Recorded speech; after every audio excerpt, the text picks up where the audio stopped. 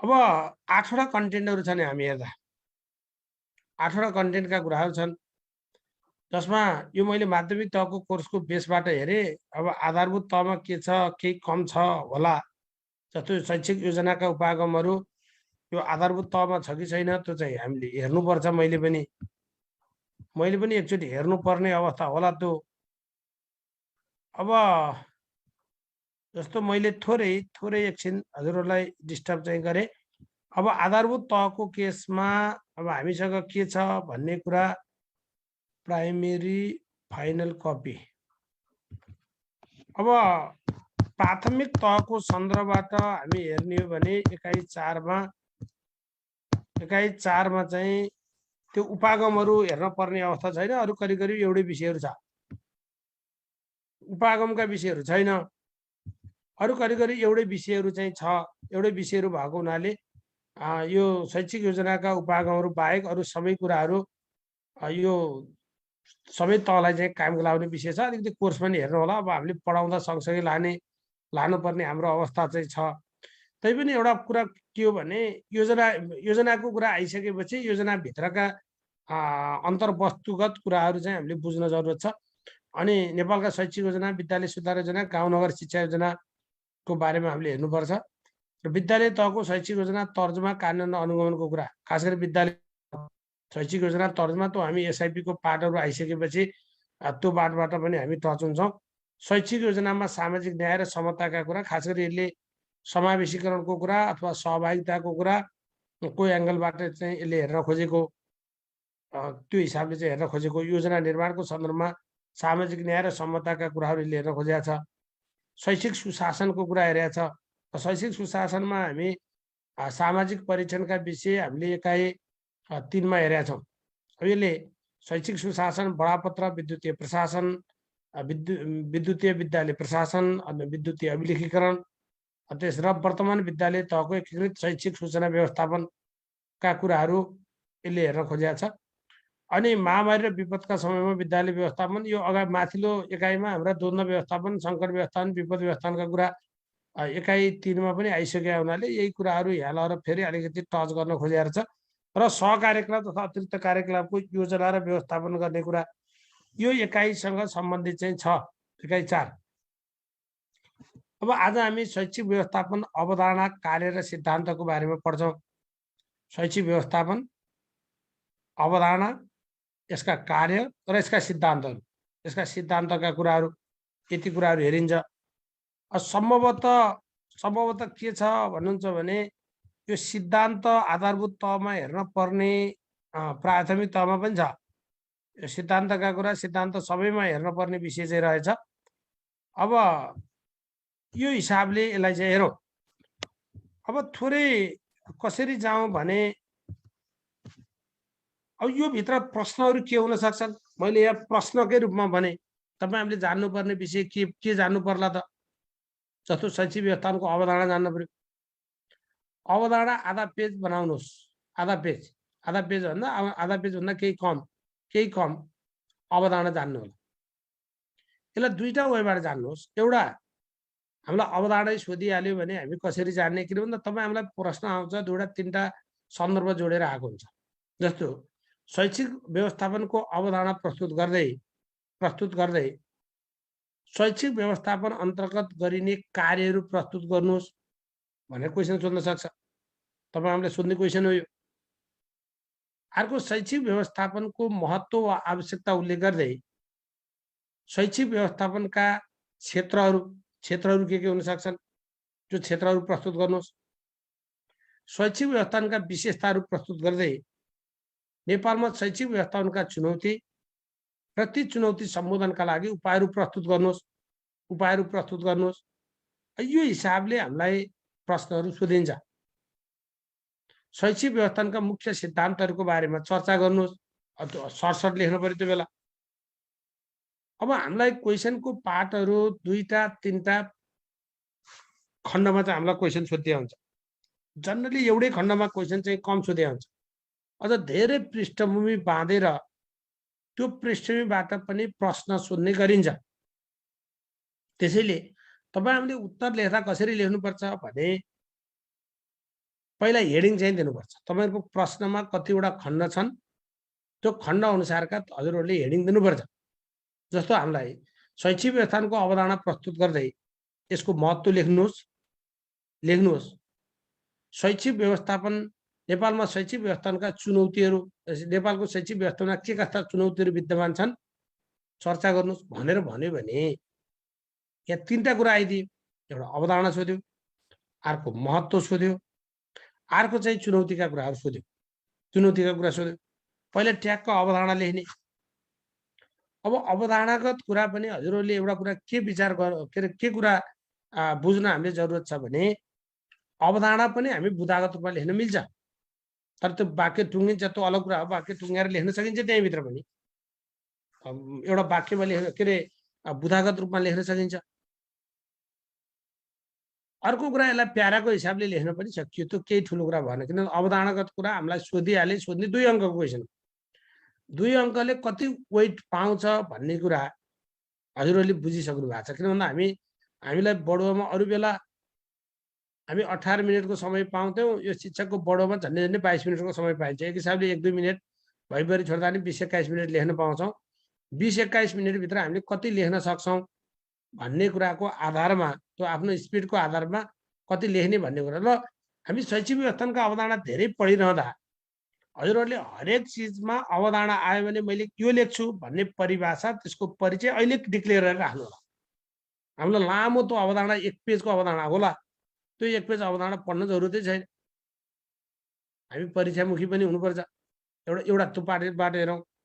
दोस्रो कुरा कहिलेकाहीँ अवधारणा सोध्दैन, एकैचोटि महत्त्व सोध्यो भने अनि हामीले चाहिँ लेख्ने कन्टेन्ट के हो भने सुरुमा थोरै परिचयात्मक कुरा, त्यसपछि मेन बुदाका कुरा र सामान्यतया निष्कर्षको कुरा। हामी त्यो एंगलबाट लेख्यौँ भने एउटा प्याटर्न पनि हुन्छ, अलिकति बेटर पनि हुन्छ। त्यो कुराहरू हजुरहरूले चाहिँ हेर्नु होला। त्यसरी चाहिँ हेर्नुहोस् यो शैक्षिक व्यवस्थापनको सन्दर्भमा। अब हामी यस्तै प्याटर्नबाट, जस्तो यो प्याटर्नबाट हेर्यौँ भने हाम्रा क्वेसन चाहिँ मिस जाँदैन। हामीले चाहिँ अवधारणाका कुरा, महत्त्वको कुरा, आवश्यकता कुरा, त्यसै नीतिगत कुरा, कतिपय ठाउँ नीतिगत कुरा छ, नीतिगत कुरा, अनि यसका प्रक्रियाका कुरा र चुनौती अथवा समस्या कसरी लेखिन्छ, चुनौती कसरी लेखिन्छ, अवसर कसरी लेखिन्छ, कतिपय ठाउँ अवसरका कुरा पनि आउँछन्। त्यो शब्द कसरी लेखिन्छ भन्ने कुरा हजुरहरूले 15 योजनाको त्यो अगाडिको डकुमेन्ट हेर्नुभयो भने समस्या कसरी लेखिँदो रहेछ, चुनौती कसरी लेखिँदो रहेछ, अवसर कसरी लेखिन्छ भन्ने कुरा पनि हामीलाई चाहिँ त्यहाँबाट चाहिँ क्लियर भएको हुन्छ।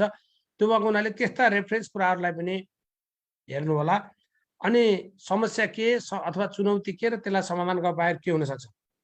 चुनौती लेखिसकेपछि समाधानको उपाय त्यही चुनौतीलाई एड्रेस गर्ने खालको समस्या समाधानका उपायहरू चाहिँ प्रस्तुत गर्नुपर्छ भन्ने कुरा चाहिँ बुझ्नु होला। त्यसरी चाहिँ हेर्नुहोस्, मैले त्यो चाहिँ अनुरोध गर्छु। अब यो व्यवस्थापन भन्ने विषय के रहेछ भन्नुहुन्छ भने मैले थोरै यो तपाईँ हामीलाई फेरि के नबुझ्न जरुरत छैन भने यहाँ मैले व्यवस्थापन भनेको के हो भनेर ल्याएँ भन्दैमा हजुरहरूले शैक्षिक व्यवस्थापन भनेको के हो भन्दाखेरि पहिला व्यवस्थापन भने आयो, अनि शैक्षिक व्यवस्थापन भने त्यो भन्न जरुरत छैन। हामीलाई त्यो भन्ने, त्यो लेख्ने फुर्सद पनि हुँदैन, त्यो भन्ने त्यो लेख्ने फुर्सद पनि हुँदैन। भन्नु के रहेछ भने manager do not do different things but they do things differently भन्नु रहेछ। यो व्यवस्थापनले केही नौलो काम गर्दैन, तर त्यही काम फरक ढङ्गले गर्छ, फरक ढङ्गले कार्य सम्पादन गर्छ भनिँदो रहेछ। Managers do not do different things but they do things differently भन्दो रहेछ। व्यवस्थापनले केही नौलो काम गर्दैन, तर त्यही काम फरक ढङ्गले गर्छ। Management is getting things done through others भनेको अरूको सहयोग लिएर कार्य सम्पादन गर्नु, त्यसलाई व्यवस्थापन भन्दो रहेछ, व्यवस्थापन भन्दो रहेछ। त्यस हिसाबले यो व्यवस्थापनको यो शाब्दिक अर्थतिर पनि तपाईँ हामी जान जरुरत छैन। हामी एकैचोटि शैक्षिक व्यवस्थापन भनेको के हो भनेर बुझे हुन्छ। शैक्षिक व्यवस्थापन भनेको के हो भनेर बुझ्दा हुन्छ। व्यवस्थापनको अंग्रेजी शब्द म्यानेजमेन्टलाई manage equal to manage, man भनेको बाई मेन, टु म्यानेज भयो, एमएनएजी म्यानेजको to manage, by man, T with tactfully भन्दो रहेछ, टी विथ ट्याक्टफुल्ली। त्यसैले यो म्यानेजमेन्टलाई स्रोतहरू 4M+I भन्छ। 4M+I, men, material, money, machine plus information सिस्टमलाई चलाखीपूर्ण रूपबाट उपयोग गरी अरूद्वारा काम सम्पन्न गराउने कला भनेपछि यो कला रहेछ। अरूद्वारा काम सम्पन्न गर्ने कुरा छ। यी स्रोत साधनहरूको चलाखीपूर्ण उपयोग गर्ने अथवा परिचालन गर्ने कुरासँग यसले सम्बन्ध राख्दो रहेछ भन्ने हिसाबबाट बुझ्नु पर्यो। त्यो चलाखीपूर्ण रूपमा कार्य सम्पन्न गर्ने त्यो कलाको रूपमा बुझिन्छ भनेर बुझ्नु पर्यो। त्यसैले निश्चित वातावरणमा निर्धारित उद्देश्य पूर्तिको लागि निश्चित वातावरणमा निर्धारित भनेपछि त्यहाँ लक्ष्य हुँदो रहेछ अथवा उद्देश्य हुँदो रहेछ। त्यो उद्देश्य पूर्तिका लागि मानवीय भौतिक र वित्तीय साधनहरूको कुशलतापूर्वक परिचालन गर्ने प्रक्रिया नै व्यवस्थापन छ। भनेको निश्चित वातावरणमा निर्धारित उद्देश्य पूर्तिका लागि मानवीय भौतिक र वित्तीय साधनहरूको कुशलतापूर्वक परिचालन गर्ने त्यो प्रक्रिया छ। परिचालन गर्ने प्रक्रिया के अरे व्यवस्थापन छ भनेर बुझ्नु पर्यो। अब त्यसो भने शैक्षिक व्यवस्थापन के होला ल न हजुरहरूले शैक्षिक व्यवस्थापनको परिभाषा लेख्नुहोस् त। हुन्छ बुधा पूर्ण अपूर्ण दुवै हुन सक्छ, केही फरक पर्दैन। अब शैक्षिक व्यवस्थापन भनेको के होला मैले हजुरहरूको आन्सर खोज्छु ल त। बोलेर मिल्छ? बोल्ने अप्सन छ कि छैन? यो त व्यवस्थापनको अवधारणा भयो। त हजुरहरूले व्यवस्थापनको अवधारणा भन्दा पनि व्हाट इज शैक्षिक व्यवस्थापन, शैक्षिक व्यवस्थापनको अवधारणा चाहियो। कसरी लेख्ने? शैक्षिक व्यवस्थापन भनेको के हो अथवा शैक्षिक व्यवस्थापनको अवधारणा प्रस्तुत गर्नुहोस् भन्यो भने हामीले लेख्दा सुरुको वाक्य चाहिँ के वाक्य हुनुपर्छ है, त्यो कुरा ख्याल गर्नुहोस्। प्याराग्राफ, अनि त्यसैलाई पुष्टि गर्ने हिसाबले अन्य वाक्यहरू लेखिन्छ। हामी प्याराग्राफमा लेख्नु पर्यो नि त्यो हिसाबले लेख्ने हो। ल त ल साथीहरू प्लिज, शैक्षिक व्यवस्थापन भनेको के हो भनेर आयो भने, शैक्षिक व्यवस्थापनको अवधारणा प्रस्तुत गर्नुहोस् भनेर आयो भने हामी कसरी लेख्ने?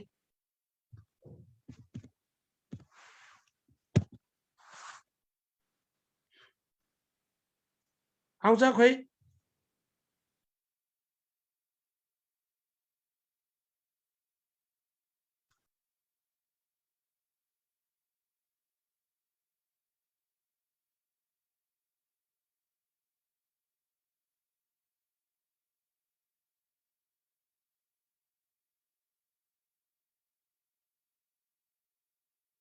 ल, शैक्षिक समस्यालाई ट्याक्टफुल्ली सुल्झाउने कार्य कार्यमुखी पद्धति हो। बोल्न नमिल्ने रहेछ, युनियनको कुरा त्यो रहेछ।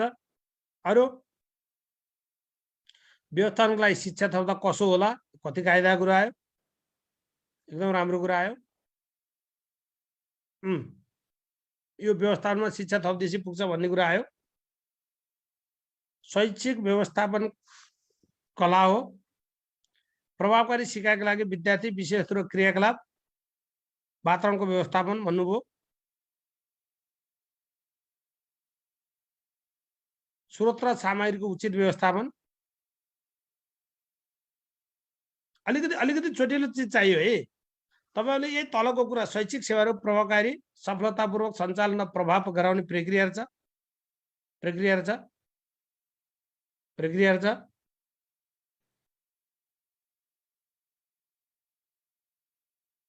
यसरी बुझ्नु पर्यो। Getting effective results using the stakeholders भन्नु रहेछ।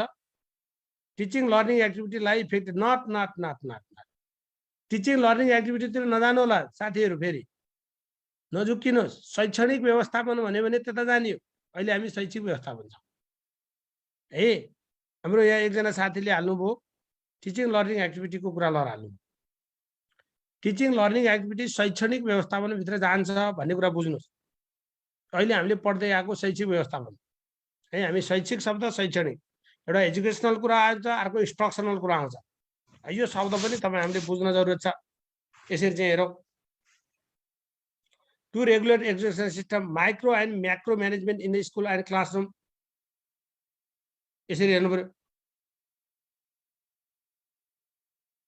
ल, अब हजुरहरूका धेरै विषयहरू आइसकेका छन्। थोरै यही व्यवस्थापनको कन्सेप्टबाट जाँदा हामी शैक्षिक व्यवस्थापन के भन्दा रहेछौँ भन्ने कुरा बुझ्नु पर्यो। Educational management is a field of study and practice concerned with the operation of educational organization भनेको छ। त्यो छोडिदिनुहोस्। पूर्व निर्धारित शैक्षिक उद्देश्य हासिल गर्नका लागि स्रोत साधन भनेको यसलाई भौतिक शैक्षिक के भौतिक मानवीय आर्थिक आदि भनेर लेख्न मिल्छ। पूर्व निर्धारित शैक्षिक उद्देश्य हासिल गराउनका लागि स्रोत साधनको कुशल र प्रभावकारी ढङ्गबाट परिचालन गर्ने प्रक्रियालाई शैक्षिक व्यवस्थापन भनिन्छ भनेर लेख्नु। अब योबाट हामीले यसका फाइदा लेख्छौँ। यति एउटा परिभाषाबाट हामी शैक्षिक के अरे व्यवस्थापनका फाइदा निकाल्न सक्छौँ।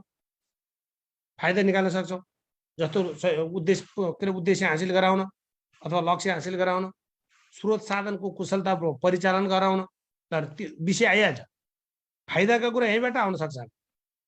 भनेको अर्थ पूर्व निर्धारित शैक्षिक उद्देश्य हासिल गर्नका लागि भौतिक, मानवीय, आर्थिक आदि स्रोत साधनहरूको कुशलतापूर्वक परिचालन गर्ने प्रक्रियालाई शैक्षिक व्यवस्थापन भनिन्छ भनेर बुझ्नुभयो। अथवा शैक्षिक सेवाहरू प्रभावकारी एवं सफलतापूर्वक सञ्चालन गराउने प्रक्रिया शैक्षिक व्यवस्थापन हो। अब यस अन्तर्गत यदि हजुरहरूले प्यारामा लेख्नुहुन्छ भने खालि यो व्यवस्थापन भनिन्छ भन्नु हुँदैन। फेरि त्यो बेला यो बुदामा लेख्न पाइयो। प्यारामा लेख्दाखेरि हामी फेरि के लेख्नुपर्छ भने यस अन्तर्गत शिक्षा क्षेत्रका लागि योजना बनाउने, सङ्गठन गर्ने, कार्यान्वयन गर्ने र नियन्त्रण गर्ने लगायतका सम्पूर्ण प्रक्रिया अथवा समग्र प्रक्रिया चाहिँ समाविष्ट हुन्छन् भनेर जान्नु पर्यो। समाविष्ट हुन्छन्। यस अन्तर्गत शिक्षा क्षेत्रका लागि योजना बनाउने, सङ्गठन गर्ने, कार्यान्वयन गर्ने, नियन्त्रण गर्ने लगायतका समग्र प्रक्रिया समाविष्ट हुन्छन् भनेर लेख्नु पर्यो। शैक्षिक व्यवस्थापनले शैक्षिक क्षेत्रसँग सम्बद्ध समग्र भौतिक, आर्थिक तथा मानवीय पक्षको व्यवस्थापन गर्छ। अब हामी ठ्याक्क अवधारणा कति लिन सक्छौँ, 2 नम्बरको क्वेसनले कति भार लिन सक्छ त्यति अवधारणा च्याक्क जानेर बस्ने। त्यो जान्नै पर्छ। फेरि अवधारणागत कुरा, नीतिगत कुरा, कहिलेकाहीँ नीतिगत कुरा हुन्छ। अब यहाँ नीतिको कुरा त भएन। यो हिसाबले पनि तपाईहरुले यसलाई बुझ्नु चाहिँ पर्यो। अब त्यसैले शैक्षिक उद्देश्य प्राप्तिका लागि उपलब्ध समय, ध्यान दिनुस् है, उपलब्ध समय, आर्थिक, भौतिक तथा मानवीय स्रोत साधन र प्रविधिको समुचित रूपमा प्रयोग तथा परिचालन गरी आधिकारिक उपलब्धि हासिल गर्ने कार्य नै शैक्षिक उपलब्धि रहेछ। आधिकारिक उपलब्धि भनेपछि यसको संकलन के हुँदो रहेछ भने सीमित स्रोत साधनको परिचालनबाट अधिकतम उपलब्धि हासिल गराउने कुरासँग शैक्षिक व्यवस्थापन सम्बन्धित हुन्छ भनेर बुझ्नु। सीमित स्रोत साधनको परिचालनबाट, सीमित स्रोत साधन भनेको आर्थिक होला, भौतिक होला, मानवीय होला, त्यो स्रोत साधनको परिचालनबाट अधिकतम उपलब्धि हासिल गराउने कुरासँग यो शैक्षिक व्यवस्थापन सम्बन्धित हुन्छ भनेर बुझ्नु पर्यो। यो हिसाबले चाहिँ तपाईहरुले शैक्षिक व्यवस्थापनको अवधारणा बुझ्नु पर्यो। अब सकिन्छ साथीहरु, शैक्षिक व्यवस्थापन भनेको के हो भनेर? यस, यो हाम्रो श्रीहरिजीले लेख्नुभयो, विद्यालयमा मानवीय, भौतिक र आर्थिक स्रोतहरूको समुचित रूपमा परिचालन गरी भन्दा समुचित रूपमा परिचालन गरी पूर्व निर्धारित उद्देश्य हासिल गराउने कार्य, त्यो कार्यलाई व्यवस्थापन भनिँदो रहेछ। यसरी चाहिँ तपाईहरुले यसलाई लेख्नु पर्यो। अब अवधारणा लेख्न सकिन्छ साथी हो? अवधारणा भौतिक र मानवीय मात्रै नभन्नुस् है प्लिज। भौतिक, आर्थिक, मानवीय, यो तीनटा कुरा त नसुन्नु। भौतिक र मानवीय मात्रै भन्दा कता आर्थिक कुरा, किनभने आर्थिक कुरा धेरै ठाउँ जोडिआउँछ। भौतिक, आर्थिक र मानवीय लगायतका स्रोत साधन भनिदिनु न बरु, तर त्यो तीनटा चिज चाहिँ नछोड्नु होला। भौतिक कुरा, आर्थिक कुरा, मानवीय कुरा, यो चाहिँ नछोड्नु होला। सकिन्छ साथी हो? अब के अरे व्यवस्थापन भनेको के हो? केही फरक पर्दैन। तपाईँ लोकसेवा आयोगको प्याटर्नबाट हेर्नुभयो भने बुदामा लेख्न मजाले अवधारणा पाइन्छ। अवधारणा टिक्क बुलेटमा लेख्न मिल्छ, मजाले लेख्न मिल्छ। 2 नम्बरको क्वेसन हो, हामी प्यारामा लेख्दाखेरि पनि केही फरक परेन। तर हजुरहरूको आन्सर के बुझ्नु पर्यो भने आन्सर सकभर बुदागत हुनुपर्छ, बुदागत प्रस्तुति हुनुपर्छ। छोटो बुदा हुनुपर्छ, लामो बुदा पनि होइन। बुदा टुङ्गिन पर्छ भन्ने छैन, किनभने माथिको सन्दर्भले टच गरिसकेका हुन्छ। किनभने हामीलाई सठिक लेख्ने, धेरै लेख्न सक्नुपर्छ, त्यो म्यानेज गर्न सक्छ। त्यो हिसाबले चाहिँ हजुरहरूले बुझ्नुहोस्। अब त्यसो भने त्यसैले शैक्षिक व्यवस्थापन यी पनि यही भित्र पर्यो। शैक्षिक व्यवस्थापन एक निश्चित प्रक्रिया हो। यसभित्र योजना, संगठन, निर्देशना, नियन्त्रण जस्ता कार्यहरू पर्छन्। शैक्षिक सेवाहरू प्रभावकारी एवं सफलतापूर्वक सञ्चालन गर्ने प्रक्रिया शैक्षिक व्यवस्थापन हो। यसमा गतिशील एकीकृत प्रक्रियाहरू रहन्छन्। यो गतिशील प्रक्रिया पनि हो। यो एउटा पेशागत कार्य पनि छ। शैक्षिक व्यवस्थापन कला पनि हो, यो विज्ञान पनि हो। यो कला पनि हो, यो विज्ञान पनि हो। यो एउटा सामूहिक कार्य हो भन्नु रहेछ। त्यसैले शैक्षिक व्यवस्थापनको मूल केन्द्रबिन्दु शिक्षण सिकाइ क्रियाकलापमा प्रभावकारिता ल्याउने। फेरि मूल केन्द्रबिन्दु भनेको हाम्रो मूल कन्सर्न भनेको शिक्षण सिकाइ क्रियाकलापलाई इफेक्टिभ बनाउने हो। त्यसैले यसको मूल केन्द्रबिन्दु के हुन्छ भन्यो भने शिक्षण सिकाइ क्रियाकलापमा प्रभावकारिता ल्याउनु भन्ने बुझ्नु पर्यो। यसरी ख्याल गर्नु पर्यो। यसरी बुझ्नु पर्यो शैक्षिक व्यवस्थापनको अवधारणा। अब त्यसो भने शैक्षिक व्यवस्थापनका विशेषता के होला? प्लिज विशेषता ल्याउनु त दुई चारवटा बुदामा। शैक्षिक व्यवस्था अहिले पढिसक्यौँ। शैक्षिक व्यवस्थापनका विशेषता के हुन्छन् भन्यो भने के लेख्नुहुन्छ?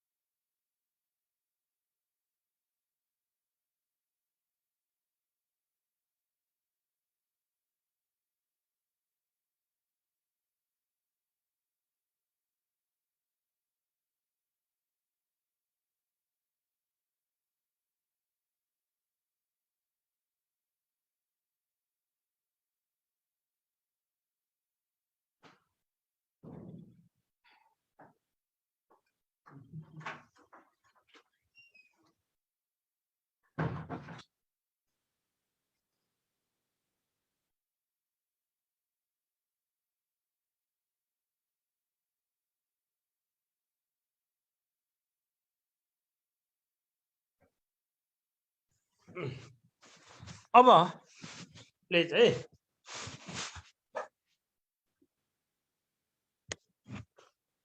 यो विज्ञान र कला दुईटै हो। प्रोफेसनल टास्क हो। प्रोफेसनल टास्क हो।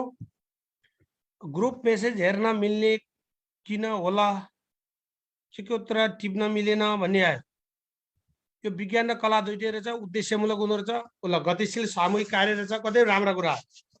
गतिशील सामूहिक कार्य रहेछ। यो एक प्रक्रिया हो जसमा मानवीय, भौतिक तथा आर्थिक पक्षको मेल हुन्छ। एकदम राम्रो कुरा आयो।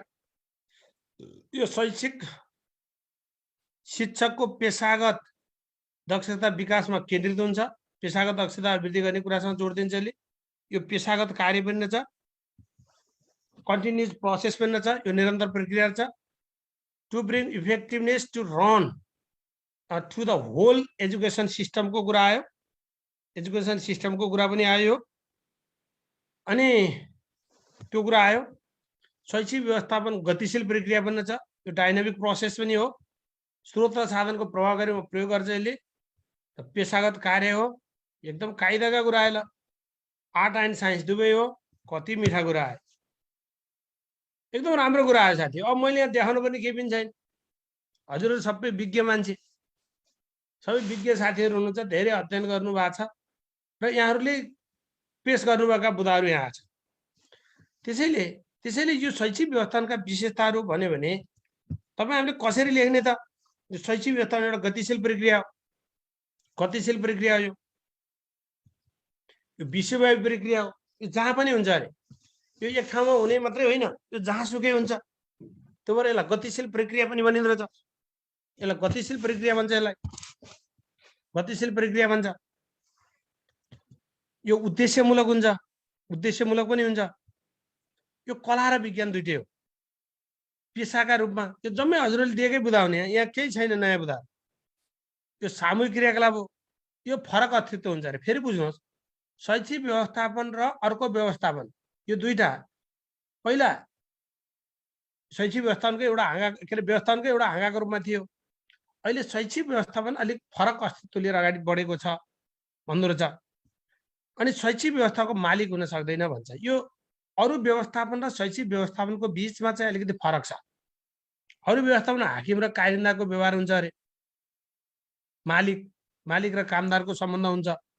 तर यहाँ त्यही शिक्षक हेड सर हुन्छ, त्यही हेड सर चाहिँ पछि शिक्षक हुन्छ भनेको एउटा सहकारीको रूपमा, एउटा व्यवस्थापकको रूपमा उसले त्यो खालको भूमिका निर्वाह गर्छ भन्ने हिसाबबाट तपाईहरुले यसलाई चाहिँ बुझ्नु पर्यो।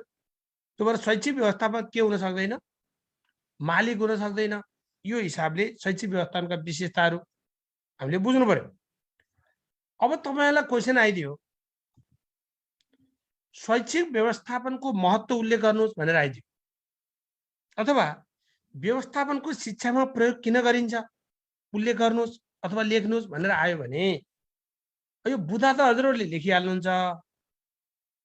अब यहाँ अलि देखाउन मिलेन, कसरी देखाउन मिल्छ, यसको स्टार्टिङ हजुरहरूले कसरी गर्नुहुन्छ भन्ने कुरा मलाई जान्न मन लाग्यो। हजुरहरूलाई क्वेशन आयो जुन, अब हामी सुरुमै क्वेशन के आइदियो भने शैक्षिक व्यवस्थापनको महत्त्व उल्लेख गर्दै भने अवधारणा आएन, अवधारणा सोधिएन। के सोधियो? शैक्षिक व्यवस्थापनको महत्त्व उल्लेख गर्दै नेपालमा शैक्षिक व्यवस्थापनका विद्यमान चुनौतीहरूको विश्लेषण गर्नुहोस् र शैक्षिक व्यवस्थालाई प्रभावकारी बनाउने उपायहरू प्रस्तुत गर्नुहोस् भनेर आइदियो। अथवा व्यवस्थापनको शिक्षामा प्रयोग किन गरिन्छ त्यो उल्लेख गर्दै शैक्षिक व्यवस्थापनका क्षेत्रहरूको चर्चा गर्नुहोस् भनेर आइदियो भने यसलाई कसरी लेख्ने? अथवा के अरे शैक्षणिक व्यवस्थापन अन्तर्गत के काम गरिन्छ, अथवा चाहिँ के अरे प्रशासनिक व्यवस्थापन अन्तर्गत के काम गरिन्छ भनेर सोध्यो भने हजुरहरूले यसको परिचयको कुरा कसरी सुरु गर्नुहुन्छ थोरै जान्न मन लाग्यो। ल न, यति काम गर्नु पर्यो ल त।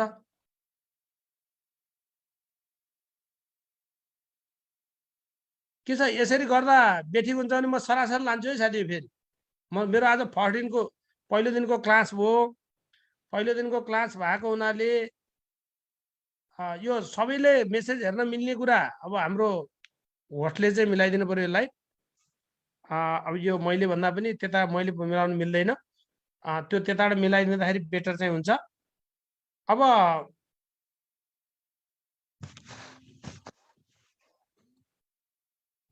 ल, शैक्षिक व्यवस्थापनको परिचय र वाक्यमा लेख्ने, 2 वाक्यमा लेख्ने, एकदम राम्रो कुरा लेख्ने सरले।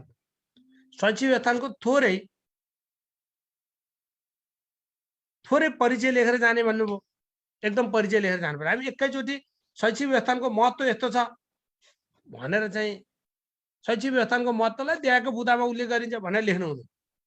तर कुन बेला लेख्न सकिन्थ्यो भने जुन बेला शैक्षिक व्यवस्थापनको अवधारणा प्रस्तुत गर्दै भन्यो भने फेरि शैक्षिक व्यवस्थापन भनेको यो भनेर चाहिँ महत्त्व लेख्न जरुरत थिएन, त्यही कुरा दोहोर्याउनु परेन। यसलाई आफ्नो एङ्गलबाट लेखिन्छ, आफ्नो एङ्गलबाट लेखिन्छ। अब कसरी लेख्ने मैले एउटा थोरै प्रस्तुत गर्छु हजुरहरूलाई है। ब्याकग्राउन्ड लेख्ने भन्नुभयो उहाँले, परिचय नलेखी बुदामा जान सकिन्न कि? हो, ठिक छ, थोरै लेख्नु पर्यो। तर त्यही चिज शैक्षिक व्यवस्थापनको अवधारणा प्रस्तुत गर्दै भनेको भए त फेरि शैक्षिक व्यवस्थापन भनेको यो भनेर महत्त्वको शीर्षकमा लेखिन्थेन, लेख्न आवश्यक हुन्थेन। तर यहाँ सोझै सोधिएको हुनाले त्यो सन्दर्भ चाहिँ बुझ्न जरुरत छ। यसरी चाहिँ हेरौँ। अब कहिलेकाहीँ के हुन्छ भने नेपालमा शैक्षिक व्यवस्थालाई प्रभावकारी बनाउने उपायहरू प्रस्तुत गर्नुहोस् भन्यो भने अहिलेका थोरै के अरे समस्याहरूलाई हामी हेर्न जरुरत छ। यहाँ हाम्रो लोक सरले के भन्नुभयो भने प्रश्नले जे भन्यो त्यही अनुसार जाने, एकदम राम्रो। महत्त्व भने हुनाले हामी सुरुमै महत्त्वकै भाव झल्किने गरेर हामी परिचय सुरु गर्न पनि सक्छौँ। जस्तो यसलाई कसरी लेख्ने ल हेर्नुहोस् है। व्यवस्थापनको महत्त्व प्रत्येक सङ्गठनलाई विशिष्ट छ। ल हेर्नुहोस् है, मैले यो एउटा प्याटर्न लेखेँ, यही लेख्नुपर्छ भन्ने छैन, फेरि यही लेख्नुपर्छ भन्ने छैन, तर हामीले लेखेका भाषा चाहिँ चोटिलो हुनु पर्यो। र प्यारामा जहिले पनि पहिलो बुँदा चाहिँ के बुँदा हुन्छ भन्ने कुरा हजुरहरूले ख्याल गर्न जरुरी छ। पहिलो बुँदा भनेको के बुँदा हुन्छ भन्ने कुरा बुझ्न जरुरी छ। जस्तो व्यवस्थापनको महत्त्व प्रत्येक सङ्गठनलाई विशिष्ट छ। कुशल व्यवस्थापनबाट मात्रै सङ्गठनको लक्ष्य हासिल गर्न सकिन्छ। अब यो लेख्नुभयो भने के हुन्छ, हजुरले लेखेको यो परिचयका कुरा यो आफैमा महत्त्व दर्शाइन्छ। कुशल व्यवस्थापनबाट मात्रै सङ्गठनको लक्ष्य हासिल गर्न सकिन्छ। व्यवस्थापन अन्तर्गत योजना तर्जुमा, अघि हामी पढेको योजना गर्ने, सङ्गठन गर्ने, निर्देशन गर्ने, नियन्त्रण गर्ने लगायतका यी सबै काम पर्ने रहेछ।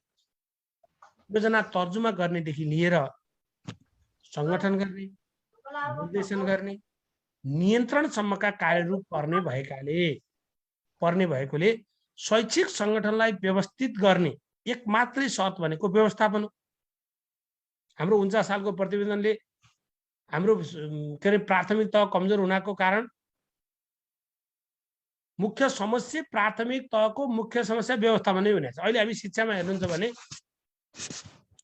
कोही राज्यले केही गरिदिएको छैन, यत्रा निरीक्षक बनाएर नि केही भएको छैन। हिजो हामी बिनीहरू धेरै प्रार्थी, एउटा विद्यालय निरीक्षक स्कुलमा गएर त्यहीँ गएर अड्डी हेरेर बसे पनि केही हुनेवाला छैन जबसम्म त्यो स्कुलको व्यवस्थापन सुदृढ हुँदैन। अब अहिले हामी देखेका छौँ जहाँ स्कुलले चेन्ज ल्याएको छ सामुदायिक विद्यालयमा, त्यही स्कुलको टिमले ल्याएको छ, त्यही स्कुलको हेडमास्टरले ल्याएको छ, त्यो हेडमास्टरकोले मोबिलाइजेसनहरू ल्याएको छ, त्यही हेड सर चाहिँ जहाँ डाइनामिक भयो त्यो स्कुलले चेन्ज गरेको छ। चेन्ज ल्याएको हामीले देखेका छौँ। उसले व्यवस्थापन समितिलाई उसले परिचालन गरेका छ, टिचर साथी शिक्षक साथीहरूलाई मोबिलाइज गरेका छ, उसलाई उत्प्रेरित गर्ने वातावरण चाहिँ सिर्जना गरेका छ।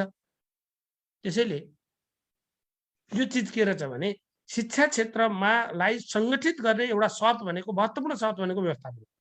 शिक्षा क्षेत्रमा व्यवस्थापनको सुदृढीकरण किन आवश्यक छ भन्ने कुरालाई दिएको बुँदाबाट प्रश्न पार्न सकिन्छ अथवा अवगत गर्न सकिन्छ, अथवा शैक्षिक व्यवस्थापनको महत्त्वलाई अथवा शैक्षिक व्यवस्थापनले दिएका कार्यमा सहयोग गर्ने भएको हुनाले यसको चाहिँ के छ, शिक्षा क्षेत्रमा यसको महत्त्वपूर्ण स्थान छ भनेर लेख्न सकियो। यसरी चाहिँ हेरौँ। अथवा व्यवस्थापनले शिक्षाको क्षेत्रमा ध्येयअनुसारका कार्यमा सहयोग गर्ने भएको हुनाले यसको चाहिँ के छ, महत्त्वपूर्ण स्थान छ भनेर लेख्नुहोस्। आफ्नो भाषा हो, भाषाको कुरा लेख्ने। अघि हामी परिभाषामै लेखेको कुरा हो। बुँदा चाहिए, फेरि अब क्या हुन्छ, जबरजस्ती बुँदा ल्याउनुपर्छ, त्यही कुरा टुक्राइ ल्याउनुपर्छ, नत्र एकै ठाउँ सकिहाल्यो। जिस त त्यही उद्देश्य प्राप्ति गर्ने, स्रोत साधन परिचालन गर्ने उद्देश्य ल्याउने हो। अब शैक्षिक सङ्गठनले राखेका उद्देश्य प्राप्तिका लागि आवश्यक स्रोत साधनहरूको समुचित परिचालन गर्न, प्रणालीगत रूपमा शिक्षाका योजना एवं कार्यक्रमको तर्जुमा र कार्यान्वयन गर्न। त्यहाँ हामी योजना गर्ने, सङ्गठन गर्ने, निर्देशन गर्ने, नियन्त्रण गर्ने, मूल्याङ्कन गर्ने, बजेट छुट्याउने, स्रोत साधनको परिचालन गर्ने, यी सबै कुरा भनेको थियौँ। जम्मै चिज पर्छ, सबै चिज शिक्षाका यावत कुरा भित्र पर्दो रहेछ। योजना तर्जुमा गर्नेदेखि लिएर सङ्गठनदेखि जम्मैका कुरा पर्दा रहेछ। त्यसो भने यसमा प्रणालीगत रूपमा शिक्षाका योजना एवं कार्यक्रमहरूको तर्जुमा र कार्यान्वयन गर्ने कुरा, यो यसको महत्त्वभित्र पर्दो रहेछ। यो महत्त्वभित्र पर्दो रहेछ भनेर बुझ्नु पर्यो। अब यसरी जाने। अब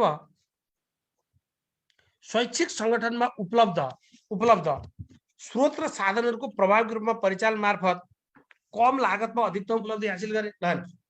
हामी सीमित स्रोत साधनबाट अधिकतम उपलब्धि हासिल गर्ने प्रक्रिया नै हामी व्यवस्थापन हो भनेको थियौँ। सीमित स्रोत साधनको परिचालनबाट अधिकतम उपलब्धि हासिल गर्ने प्रक्रिया हामीले व्यवस्थापन हो भनेको थियौँ। अब त्यसैले यसलाई कसरी आयो, शैक्षिक सङ्गठनमा उपलब्ध स्रोत साधनको प्रभावकारी परिचालन मार्फत कम लागतबाट अधिकतम उपलब्धि हासिल गर्न। बुँदा मिलाउनु त हो नि। शिक्षा क्षेत्रमा परिवर्तित चुनौतीहरूको सामना गर्न, परिवर्तित चुनौतीको सामना गर्न। फेरि यो के नबुझिदिनु होला भने शैक्षिक व्यवस्थापन भनेको विद्यालय व्यवस्थापन हो भनेर मात्रै नबुझिदिनु होला। यहाँ हामी विद्यालय व्यवस्थापनको कुरा गरिरहेको छैनौँ। यहाँ शैक्षिक व्यवस्थापनको कुरा छ भनेपछि शिक्षा मन्त्रालयदेखि स्कुलसम्मको कुरा छ। यो शैक्षिक व्यवस्थापनको क्षेत्रले केन्द्रमा शिक्षा मन्त्रालयले हेर्ने कुरादेखि लिएर हाम्रो विद्यालय तहसम्मको कुरा, तपाईँ विद्यालय व्यवस्थापन भन्यो भने यही चिजलाई हामी विद्यालयका लागि योजना बनाउने, सङ्गठन गर्ने, निर्देशन नियन्त्रण एउटा स्कुल म्यानेजमेन्टको पाठबाट मात्रै हेर्न सक्छौँ।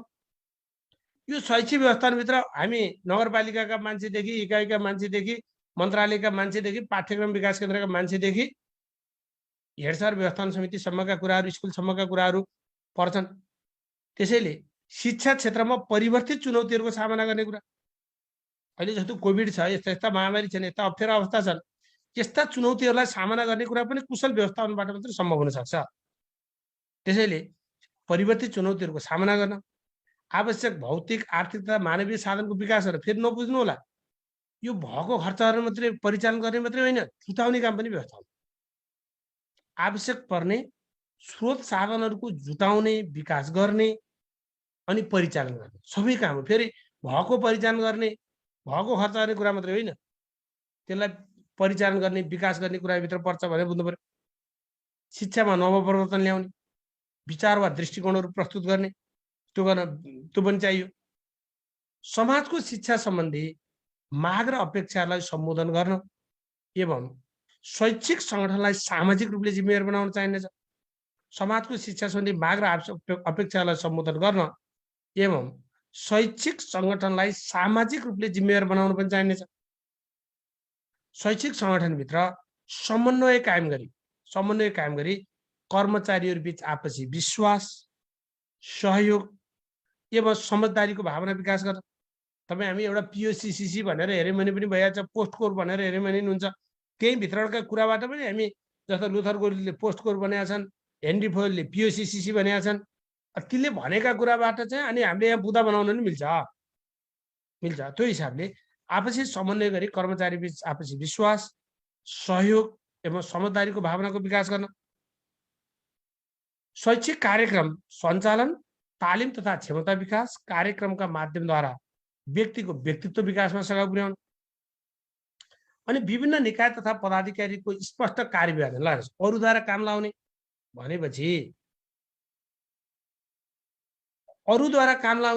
भनेपछि के हुँदो रहेछ? त्यो विभिन्न निकाय तथा पदाधिकारीहरूको स्पष्ट कार्यविभाजन चाहिँ विकेन्द्रीकरणलाई टेवा पुर्याउनु भनेको आशय बुझ्नुहोस्। अरूद्वारा एउटा हेडसरले आफू मात्रै काम गरेर कसियो भने त्यो व्यवस्थापन हुँदो रहन्छ। अरूको सहयोगद्वारा काम गर्ने हो भने कसैलाई कुनै कामको जिम्मा, कसैलाई कुनको काम, उसले त रेखदेख गर्ने हो, हेर्ने हो त उसको कुशल व्यवस्थापन। आफै काम गरेर कसियो भने त अर्थ हुँदैन। खेतालाको परिचालन गर्नु पर्यो अथवा मानवीय स्रोत साधनको परिचालन, त्यसको लागि जिम्मेवारी दिनु पर्यो। ल हेर्नुहोस् है साथी हो भनेर भन, हेर्दै हेर्नुहोस् है भन्यो भने के हेर्ने? रमिता हेर्ने हो? उसले चाहिँ कसैलाई परीक्षाको कुरा, कसैलाई अनुशासनको कुरा, कसैलाई के अरे अन्य काम, अतिरिक्त क्रियाकलापको कुरा भनेको अर्थ विद्यालयका विभिन्न कामहरूको उसले कार्य जिम्मेवारी दिन्छ। त्यो कार्य जिम्मेवारी अनुसार चाहिँ आफ्नो सहकर्मीले काम गरेका छन् कि छैन त्यसको फलोअप गर्छ। नगरेको भए गर्न लगाउँछ, सचेत गराउँछ, गर्नेलाई प्रशंसा प्रदान गर्छ अथवा अनुयायीलाई प्रभावित गर्न सक्ने एउटा क्षमता हो नेतृत्व पनि। त्यसैले यसले आफ्ना पदाधिकारीहरूको स्पष्ट कार्यविभाजन सहित यसले विकेन्द्रीकरणलाई टेवा पुर्याउन चाहिनेछ। शैक्षिक सङ्गठनलाई अपेक्षित लक्ष्य हासिल गर्ने दिशामा निर्देशित गरी स्तर निर्धारण गर्न भनेको क्वालिटी मेन्टेन गर्नका लागि पनि शैक्षिक व्यवस्थापन चाहियो। क्वालिटी मेन्टेन गर्नका लागि पनि चाहिनेछ। क्वालिटी मेन्टेन गर्नका लागि पनि यो चाहिनेछ। यसरी बुझ्नु पर्यो। अब यसरी बुझ्नु पर्यो।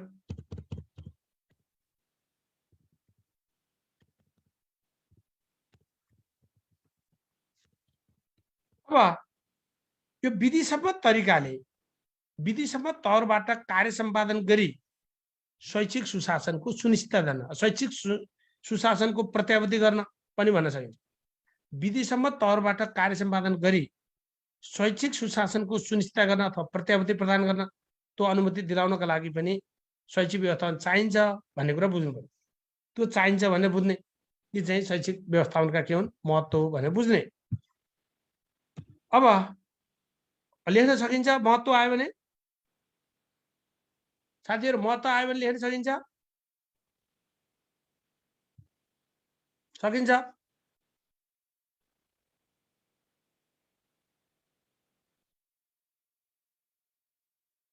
ल अब प्रभावकारी बनाउने के गर्ने भनेको बनाउन के गर्ने भनेको खण्डमा लुकेको तथ्य हो, प्रभावकारी छैन भन्ने हो। ती प्रभावकारी नभएका कुरा चाहिँ कसरी उल्लेख गर्ने कि समाधानका उपाय सुझाव मात्र लेख्दा हुन्छ। अब थोरै बुझ्नु होला फेरि। यसमा हामीले चाहिँ के बुझ्ने भने अहिले हामीलाई समस्या भन्दाखेरि तपाईँ हामीले भनेका कुरा आउँछन्। तर यो उद्देश्य महत्त्व लेख्दाखेरि प्रभावकारी बनाउने यसो यसो यसो यसो गर्ने भन्न परेन है, यसो यसो भनेर भन्न परेन। हामी नेपालको शैक्षिक व्यवस्थालाई प्रभावकारी बनाउन के गर्नु पर्ला भनेर डाइरेक्ट क्वेसन आइदियो भने थोरै हामी सन्दर्भ लेख्छौँ, यी समस्याहरू छन् भन्छौँ र यसलाई चाहिँ यसरी गर्ने अथवा शैक्षिक व्यवस्थापन गर्ने उपायहरू के हुन् त्यो हिसाबबाट तपाईँहरूले यसलाई हेर्नुपर्छ है। हस्, थ्याङ्क यू। अब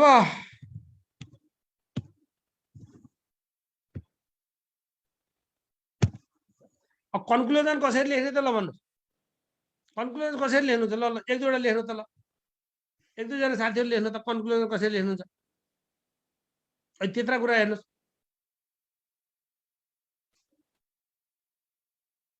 कसरी लेख्नुहुन्छ? ल लेख्नु त कन्क्लुजन। कन्क्लुजन भनेको माथि हामीले लेखेका कुराको सार हो। त्यसैले त्यसलाई हामी कसरी लेख्न सक्छौँ भन्ने कुरा। यसरी शैक्षिक व्यवस्थापनले शैक्षिक सङ्गठनका लागि योजना बनाउने, सङ्गठन गर्ने, निर्देशन गर्ने लगायतका सम्पूर्ण कार्यहरू गरी अपेक्षित शैक्षिक उद्देश्य हासिल गराउने भएको हुनाले शैक्षिक व्यवस्थापनको चाहिँ के छ, शिक्षा क्षेत्रमा व्यवस्थापनको चाहिँ विशिष्ट स्थान छ अथवा विशिष्ट स्थान रहेको प्रश्न पार्न सकिन्छ भनेर थोरै सार चाहिँ लेखिदिने। के भयो, शिक्षा क्षेत्रलाई के अरे व्यवस्थित बनाउने एउटा के रहेछ माध्यम रहेछ। योजना बनाउनेदेखि लिएर सबै काम यसले गर्दो रहेछ। त्यसका आधारमा अपेक्षित उपलब्धि हासिल गर्दो रहेछ अथवा सीमित स्रोत साधनको परिचालनबाट अधिकतम उपलब्धि हासिल गराउने र शैक्षिक सङ्गठनलाई गतिशील बनाउने माध्यम नै व्यवस्थापन भएको हुनाले शिक्षा क्षेत्रमा यसको के छ, विशिष्ट स्थान छ भन्न सकिन्छ अथवा भन्ने कुरा स्पष्ट छ भनेर लेख्नु पर्यो। आफ्नो भाषाले लेख्नुहोस्, थोरै, धेरै लामो निष्कर्ष लेख्ने पनि होइन। निष्कर्ष भनेको जिस्ट हो, जिस्ट धेरै लेख्नु परेन। अब त्यसो भने मलाई यो हजुरहरूले यो के कुरा कसरी बुझ्नु भएको छ यसलाई, शैक्षिक व्यवस्थापनका कार्य वा प्रक्रिया वा पक्षहरू के हुन्? कहिले कार्य भन्ला, कहिले प्रक्रिया भन्ला, कहिले पक्ष भन्दैला, के भनेर लेख्ने? यसलाई कसरी लेख्न सकिएला, के हुन सक्छन् यसलाई हेर्नुहोस् त। शैक्षिक व्यवस्थापनका कार्य प्रक्रिया वा पक्षहरू के हुन्, कसरी लेख्ने?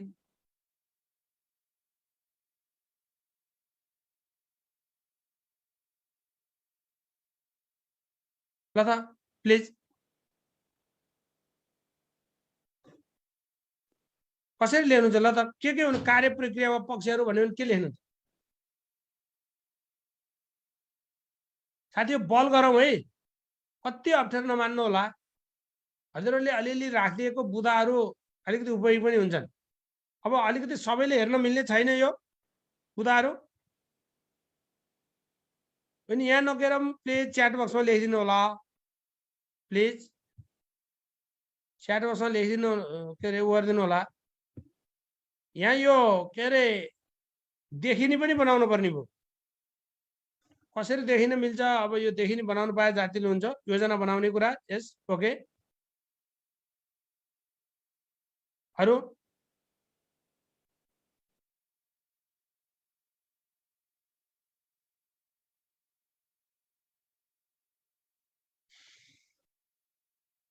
सङ्गठन गर्ने कुरा, योजना कार्यान्वयन गर्ने कुरा, पोस्टको रूपलाई कार्यक्रममा लेख्दा मिल्छ कि सर भन्नुभयो, कायदा कुरा गर्नुभयो। पोस्टको रूपलाई निर्देशन दिने कुरा, टु म्यानेज टिचिङ मटेरियल्सका कुरा,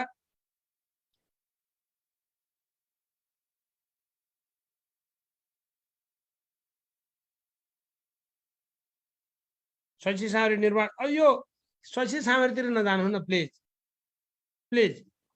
त्यता अलिकति त्यसलाई सङ्कुचित बनाएर चाहिँ नराख्नु होला, किन भन्दा त्यो हिसाबले हामी बुझ्नुपर्छ।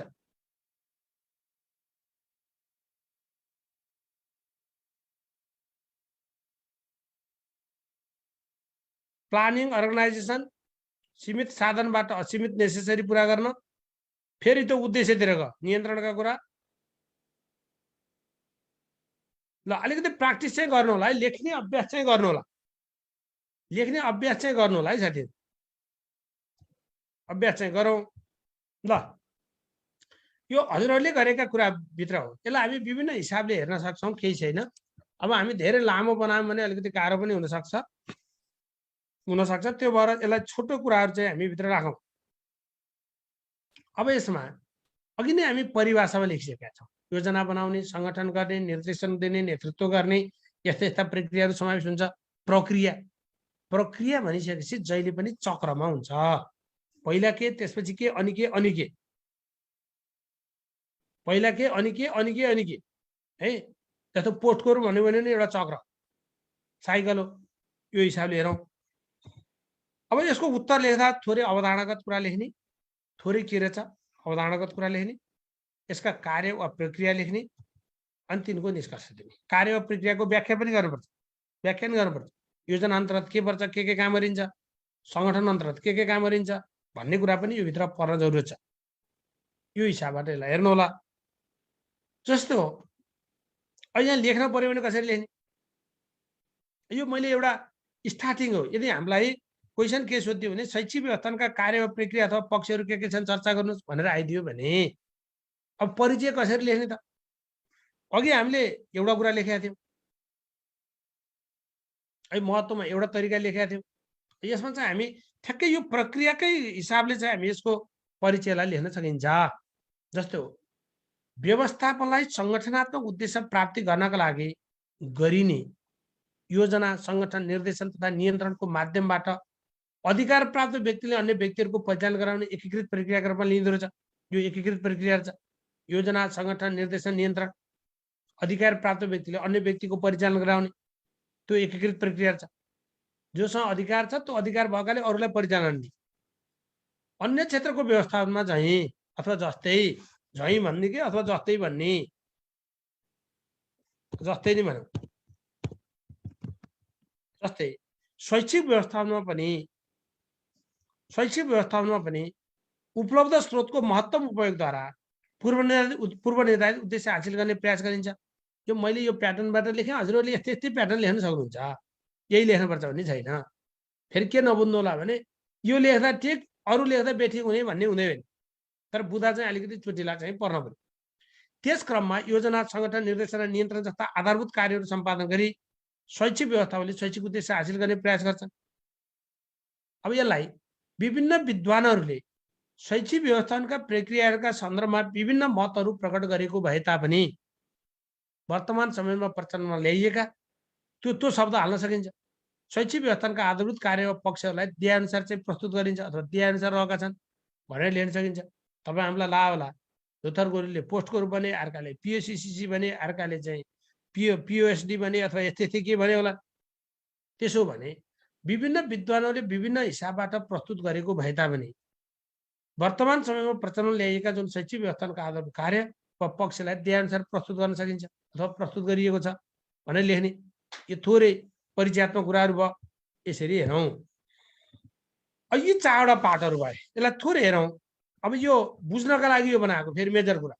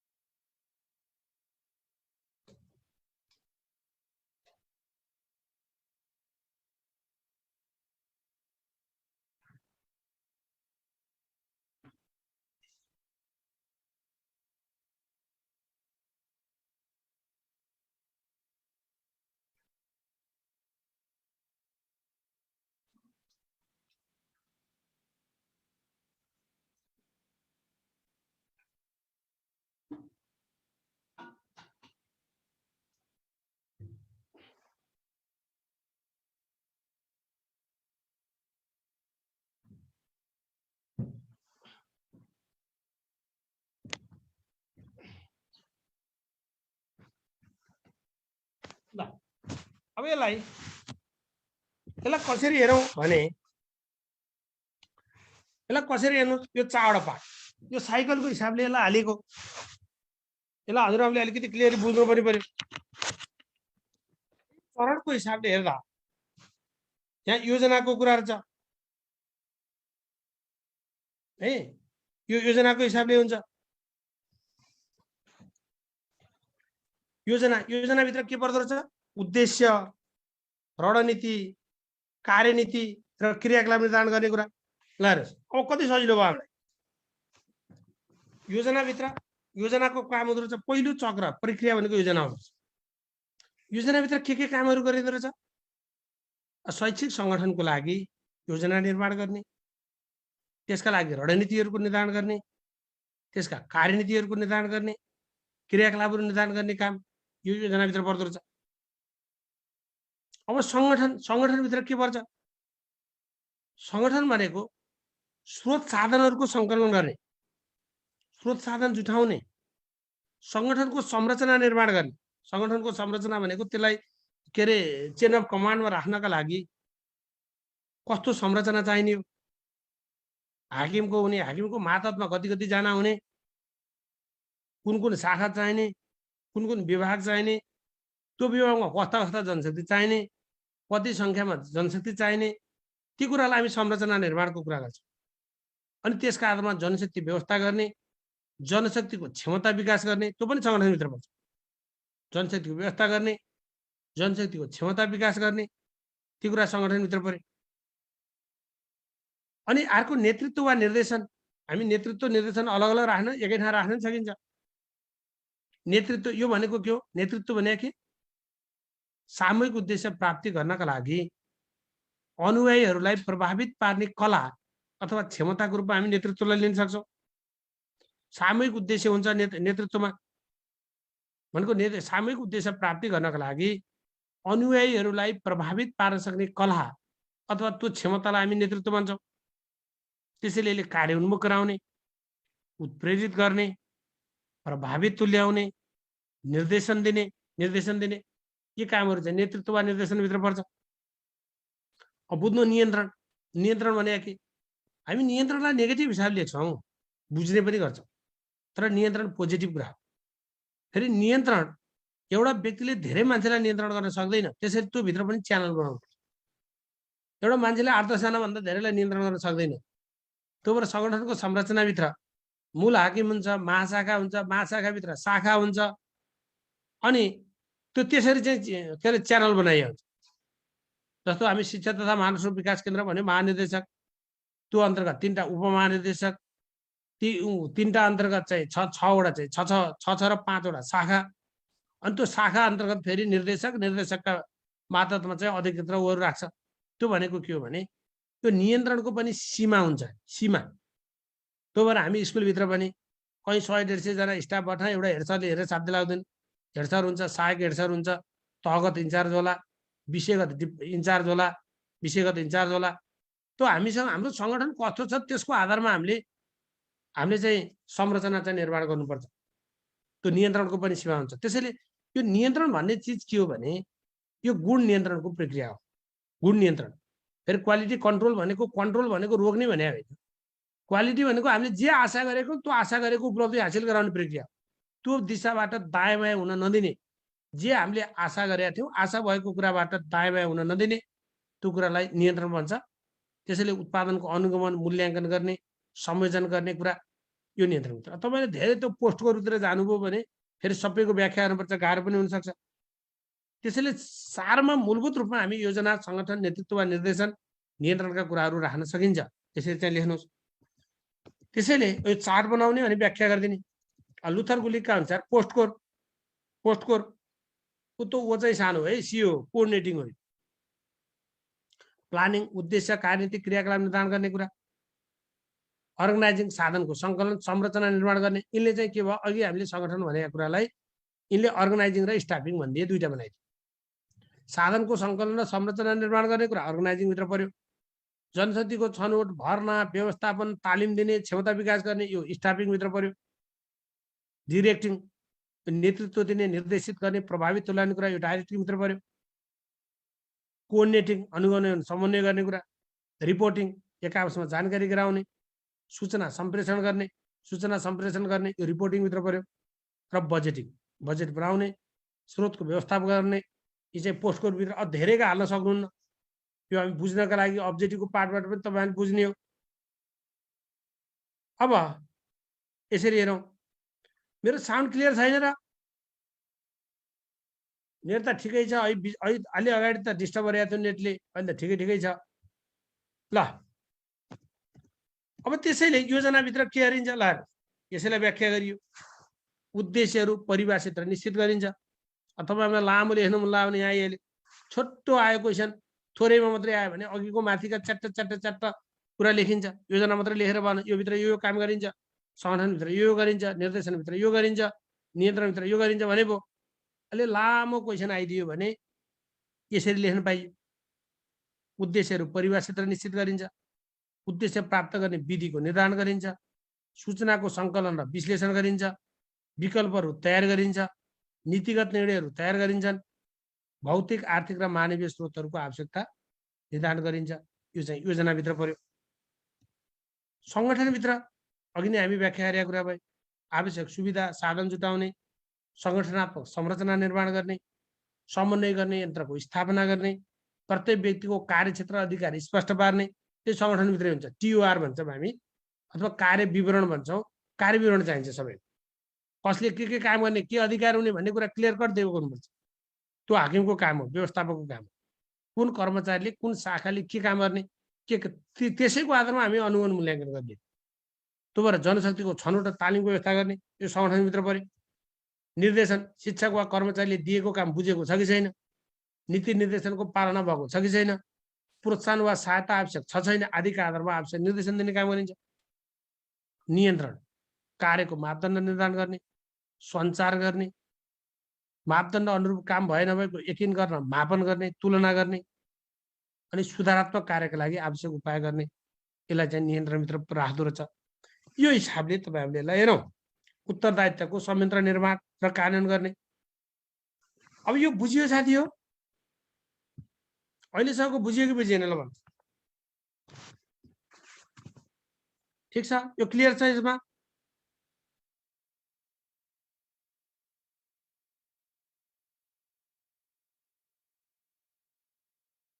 ल अब त्यसो भने यो शैक्षिक व्यवस्थापनको क्षेत्र कति हुन्छ? क्षेत्र के हुन्छ त, के क्षेत्र हुन्छ भन्ने कुरा नि बुझौँ। अब शैक्षिक व्यवस्थापनको क्षेत्रभित्र अब आजलाई यति गरौँ कि के गरौँ?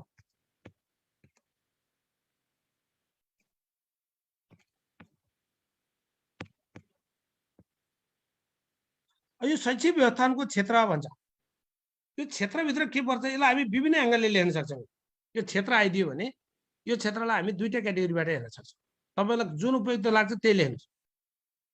दुईटा, एउटा हामी यसलाई यो एङ्गलले हेर्न सक्छौँ, प्राविधिक पक्षको व्यवस्थापन गर्ने, रणनीतिक पक्षको व्यवस्थापन गर्ने, दैनिक कार्य सञ्चालनको व्यवस्थापन गर्ने भनेर लेख्न सकिन्छ। प्राविधिक पक्षको व्यवस्थापन गर्ने, रणनीतिक व्यवस्थापन गर्ने, दैनिक कार्य सञ्चालनको व्यवस्थापन गर्ने भनेर लेख्न सक्नुहुन्छ यसरी। अथवा यसलाई प्रशासनिक व्यवस्थापन र शैक्षणिक व्यवस्थापन भनेर लेख्न चाहिन्छ। प्रशासनिक व्यवस्थापन र शैक्षणिक व्यवस्थापन भनेर लेख्न पनि चाहिन्छ। तर यसरी लेख्दा जाति हुन्छ कि जस्तो लाग्छ। जनरली यसरी लेख्ने गरेको चलन पाइन्छ धेरै, यसका क्षेत्र वा पक्षको रूपमा। प्राविधिक पक्षको व्यवस्थापन, रणनीतिक पक्षको व्यवस्थापन, दैनिक कार्य सञ्चालनको व्यवस्थापन। अब के होला त्यो भने, प्राविधिक पक्ष भने कि, रणनीतिक भने कि, अनि दैनिक कार्य सञ्चालनको व्यवस्थापन। यो प्राविधिक पक्षको व्यवस्थापन भने के होला? सरहरूले यसो अनुमान गर्नुहोस् त। शैक्षिक व्यवस्थापनको प्राविधिक पक्षको व्यवस्थापन भन्नाले के बुझिन्छ होला? प्लिज ल त लेख्ने त प्रयास गरौँ है, लेख्ने प्रयास गरौँ। हजुरहरूसँग अनुभव धेरै छ, धेरै अनुभव छ हजुरहरूसँग, लेख्ने धेरै अभ्यास पनि छ। तर त्यसलाई अलिकति सेयर गरियो भने अझ मजा आउँछ।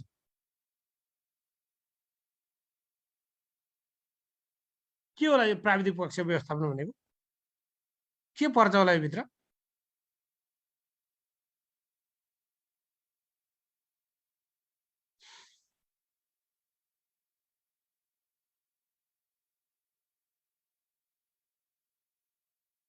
आएन इस्टिमेट गर्ने। अब हामी भवन निर्माणतिर गयौँ साथी, भवन निर्माणतिर गयौँ, हाम्रो दिमाग त्यता गयो है। हाम्रो शिवराज सरले, कलौनी सरले इस्टिमेटको कुरा गरिदिनु है। अलिकति सोचौँ, हामी भौतिक निर्माणका कामतिर गएको छैनौँ है। यो कुरो क्लियर हुनुहोस्। हामीलाई कतिपय कुराहरू त्यो हामीले जानेकै कुरा हुन्, ए भन्नुहुन्छ, त्यहाँ केही छैन। हजुरहरूले जम्मै गरेका, जानेका, बुझेका विषयहरू। सामग्री निर्माण गर्ने जस्तो जस्तो यहाँ सर्टमा हेर्नुहोस् त, हेर्नु न कति सहिलो छ।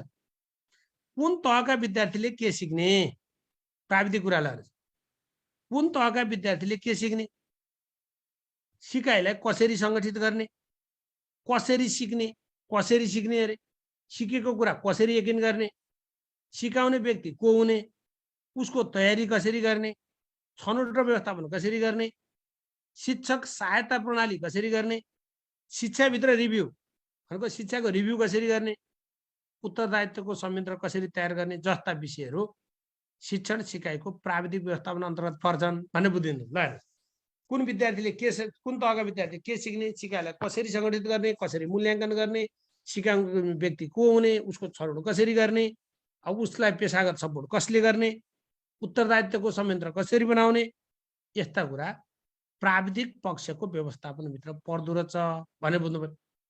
प्राविधिक पक्षको व्यवस्थापन, त्यसैले यो भित्र यसले पाठ्यक्रम र पाठ्य सामग्रीको विकास गराउँछ। अब त्यतिले पुग्यो, पाठ्यक्रम पाठ्य सामग्रीको विकास गराउँछ, सिकाइको मूल्याङ्कन कसरी गर्ने यकिन गर्छ, शिक्षकको तयारी छनौटेमा व्यवस्थापन गर्छ। यो टुक्रियाको फेरि शिक्षकलाई सहयोग पुर्याउने संयन्त्र तयार र परिचालन गर्छ, शिक्षामा सुधार गराउने मूल्याङ्कन गर्ने कार्य गराउँछ, शिक्षणमा उत्तरदायित्वको संयन्त्र तयार गराउँछ, आवश्यक भौतिक, आर्थिक तथा मानवीय स्रोत साधनको व्यवस्थापन गर्छ।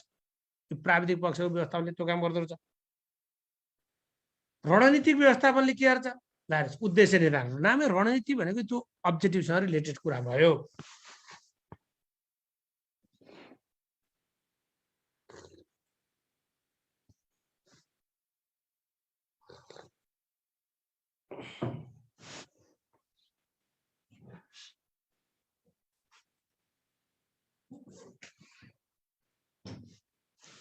अब यसले शिक्षण सिकाइको रणनीति व्यवस्थापनले उद्देश्य निर्धारण गर्ने, प्राथमिकीकरण गर्ने, रणनीतिको विकास गर्ने, लगानीका स्वरूपहरू निर्धारण गर्ने, लगानीका स्वरूप कार्यलाई बुझाउँछ। त्यसैले रणनीति व्यवस्थापनले शिक्षा र शिक्षणका उद्देश्यको निर्धारण गर्छ, कार्यक्रमको प्राथमिकीकरण गर्छ, त्यो रणनीति हो। लक्ष्य प्राप्तिका लागि रणनीति विकास गर्छ, शिक्षामा लगानीका स्वरूप निर्धारण गर्छ, शिक्षाका नीति तथा कार्यनीतिको निर्धारण र प्रभावकारी कार्यान्वयन गराउँछ, अनि योजना कार्यान्वयन वा उद्देश्य प्राप्तिका क्रममा देखिएका समस्याहरूको समाधान गर्छ, कार्ययोजना निर्माण र कार्यान्वयन गराउँछ। यसरी बुझ्नु पर्यो। यो रणनीति व्यवस्थापनको कुरा भयो। अब दैनिक कार्य सञ्चालन व्यवस्थापन भनेको दैनिक कुरा, डे टु डे स्रोत साधनको परिचालन गर्ने, सङ्गठन संरचना निर्माण गर्ने, जिम्मेवारीको बाँडफाँड गर्ने, नियन्त्रणको संयन्त्र तयार गर्ने, नियमित शिक्षण सिकाइ गर्ने जस्ता कार्य दैनिक कार्य सञ्चालनभित्र पर्दो रहेछ। यसले प्रत्येक व्यक्तिलाई उसको क्षमता अनुसार जिम्मेवारी दिँदो रहेछ। अपेक्षित लक्ष्य हासिल गर्न व्यक्तिलाई जिम्मेवार बनाउँदो रहेछ। आवश्यक स्रोत साधनको जो भनेको व्यवस्थापन गर्छ र कार्य सम्पादनलाई अनुकूल वातावरण सिर्जना गर्छ। यसरी बुझ्नु पर्यो।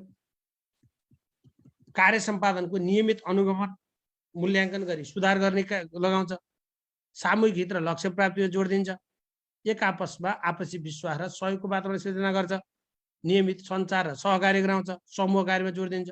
डे टु डे के गर्छ भनेको यो केही नौला कुरा छैनन्। यी चाहिँ के हुन्, शैक्षिक व्यवस्थापनका के हुन्, क्षेत्रहरू हुन् अथवा पक्षहरू हुन् भनेर बुझ्नु।